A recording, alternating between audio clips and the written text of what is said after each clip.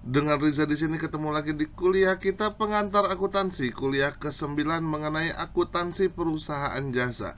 Sebelum kita mulai videonya, ada baiknya untuk diklik tombol subscribe-nya dan diklik loncengnya agar selalu mendapatkan notifikasi dari kuliah-kuliah kita selanjutnya. Yang akan kita bahas dalam pertemuan kali ini adalah akuntansi dan perusahaan jasa. Contoh perusahaan jasa, karakter perusahaan jasa, tahapan siklus akuntansi perusahaan jasa, dan terakhir jenis transaksi akuntansi perusahaan jasa. Akuntansi perusahaan jasa. Mengenal akuntansi perusahaan jasa. Akuntansi perusahaan jasa sesungguhnya hampir sama dengan akuntansi pada umumnya. Yang membedakan adalah pada tidak adanya pengendalian barang dagang dengan siklus umumnya. Perusahaan jasa menurut Philip Kotler merupakan perusahaan yang menawarkan suatu elemen yang sifatnya intangible, tapi manfaatnya dapat dirasakan. Selain itu, pada transaksi tersebut tidak ada perpindahan kepemilikan. Sementara menurut William J. Stanton, yang juga merupakan penulis Fundamental of Marketing, perusahaan jasa sebagai perusahaan yang tugasnya menjual berbagai jasa, di mana jasa sebagai suatu yang dapat diidentifikasikan secara terpisah dan tidak memiliki wujud konkret. Jasa sendiri ditawarkan untuk dapat memenuhi berbagai kebutuhan seseorang. Jasa ini dapat dihasilkan menggunakan berbagai benda wujud dan tidak berwujud. Perusahaan jasa sebagai perusahaan yang menjual berbagai produk atau layanan tak berwujud dengan tujuan utamanya mendapatkan keuntungan. Perusahaan jasa sendiri melakukan kegiatan usaha sebagai berikut. Yang pertama ada jasa pendidikan atau kursus, seperti kursus bahasa, sekolah, bimbingan belajar, dan lain sebagainya. Yang kedua ada jasa penginapan, seperti hotel asrama dan mes atau juga lodgement.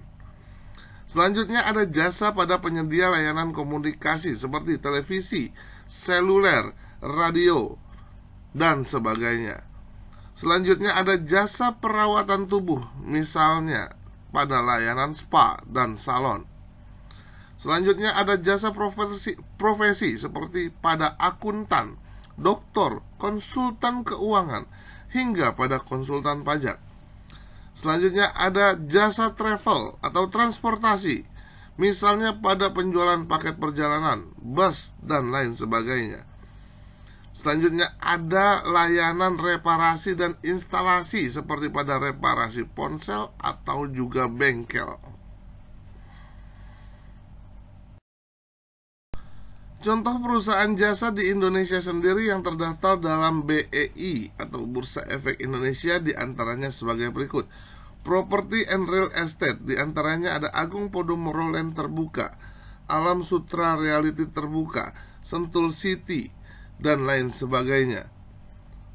Selanjutnya ada perusahaan jasa konstruksi dan bangunan, diantaranya ada Adikarya Persero Terbuka, Pembangunan Perumahan Persero Terbuka, dan lain sebagainya. Selanjutnya ada infrastruktur, utilitas, dan transportasi, diantaranya perusahaan gas negara dan jasa marga, dan lain sebagainya. Selanjutnya ada jasa telekomunikasi atau perusahaan jasa telekomunikasi, diantaranya Telkom Indonesia, Indosat Terbuka, dan lain sebagainya. Selanjutnya ada perusahaan jasa transportasi, diantaranya Bluebird Terbuka dan Garuda Indonesia Persero Terbuka, PT KAI, dan lain sebagainya. Selanjutnya ada perusahaan jasa keuangan, diantaranya Bank Bukopin Terbuka, Bank Jabar Banten Terbuka, Bank Mandiri, Bank BNI, dan lain sebagainya.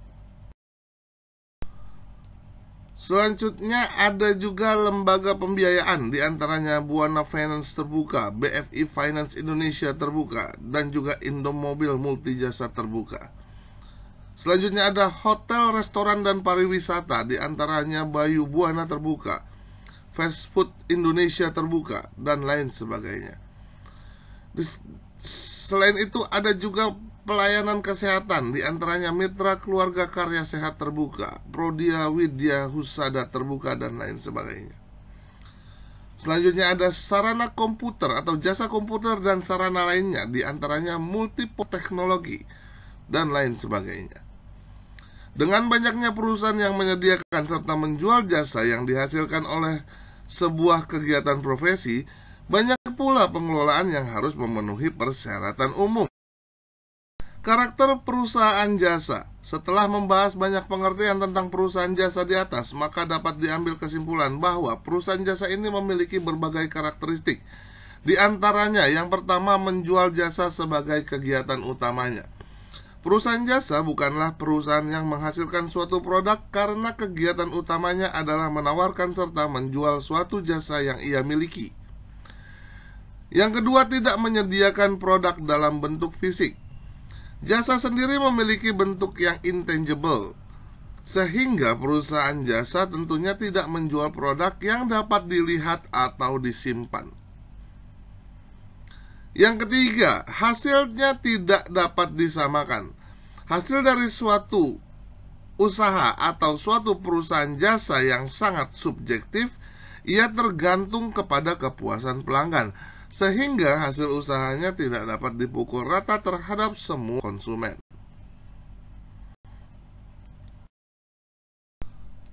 Karakter selanjutnya dalam perusahaan jasa adalah tidak ada standar dan harga yang umum. Kebutuhan pelanggan umumnya akan selalu berbeda-beda tergantung kepada keinginannya serta keluhan yang ia miliki, sehingga harga jasa kemudian tidak dapat dipatok dan harus disesuaikan dengan setiap kebutuhan konsumennya. Dan yang terakhir dalam karakteristik perusahaan jasa adalah siklus akuntansi perusahaan jasa. Sama halnya dengan berbagai jenis perusahaan lain, perusahaan jasa juga memerlukan berbagai laporan keuangan. Dalam perancangan laporan keuangan ini, kemudian sangat penting pemahaman mengenai siklus akuntansi perusahaan jasa, di mana dalam perusahaan jasa tidak ada stok persediaan barang dagangan. Berikut ini adalah tahapan siklus akuntansi perusahaan jasa. Yang pertama, melakukan analisa transaksi. Yang kedua, membuat jurnal akuntansi. Yang ketiga, posting transaksi akuntansi ke jurnal dan ke buku besar, dari jurnal ke buku besar. Yang keempat, ada pembuatan neraca saldo. Kelima adalah membuat jurnal penyesuaian. Keenam, membuat neraca lajur. Yang ketujuh, menyusun laporan keuangan. Yang kedelapan, membuat jurnal penutup. Dan kesembilan, membuat jurnal pembalik. Dan yang terakhir adalah neraca akhir atau neraca awal. Jenis transaksi akuntansi perusahaan jasa. Perbedaan dan karakteristik perusahaan menyebabkan perbedaan pada berbagai transaksi yang ada pada suatu perusahaan jasa. Berikut ini adalah beberapa jenis transaksi akuntansi perusahaan jasa yang perlu kamu ketahui. Yang pertama, ada pembelian. Selanjutnya ada pendapatan, pembayaran beban-beban lainnya, penerimaan piutang, dan penanaman modal atau investasi. Pembelian. Dalam perusahaan jasa, transaksi pembelian ini merupakan kegiatan yang dilakukan untuk membeli suatu produk. Transaksi pembelian perusahaan jasa sendiri diantaranya pembelian perlengkapan kerja dan peralatan. Kesemuanya dilakukan untuk memberikan kepuasan kepada para pelanggan dalam hal pelayanan. Selanjutnya, perusahaan jasa juga harus mencatat berbagai transaksi yang berhubungan dengan transaksi pembelian. Misalnya pada salon kecantikan, melakukan pembelian berupa hair dryer, gunting, vitamin rambut, dan lain sebagainya. Maka setelah pembelian dilakukan, Anda harus segera mencatat dalam pembukuan usaha Anda. Selanjutnya adalah pendapatan.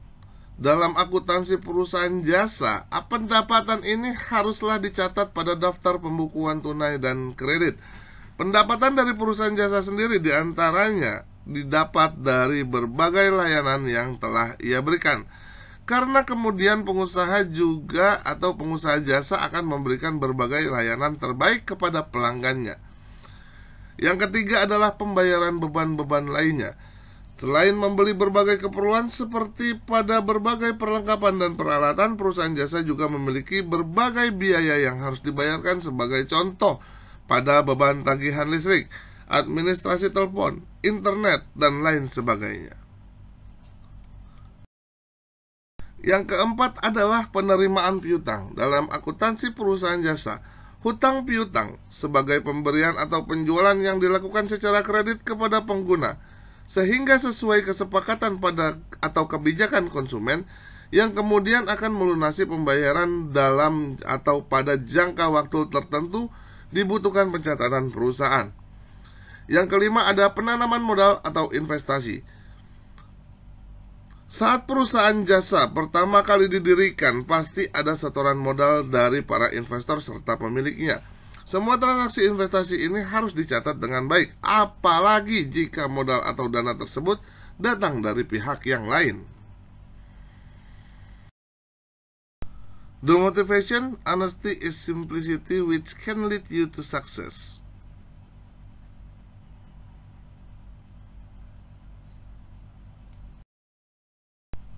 Sekian kuliah kita kali ini, semoga bermanfaat buat kita semua. Keep your spirit to learn more. Please like, share, and comment. Dan jangan lupa untuk diklik tombol subscribe-nya dan diklik loncengnya agar selalu mendapatkan notifikasi dari kuliah-kuliah kita selanjutnya.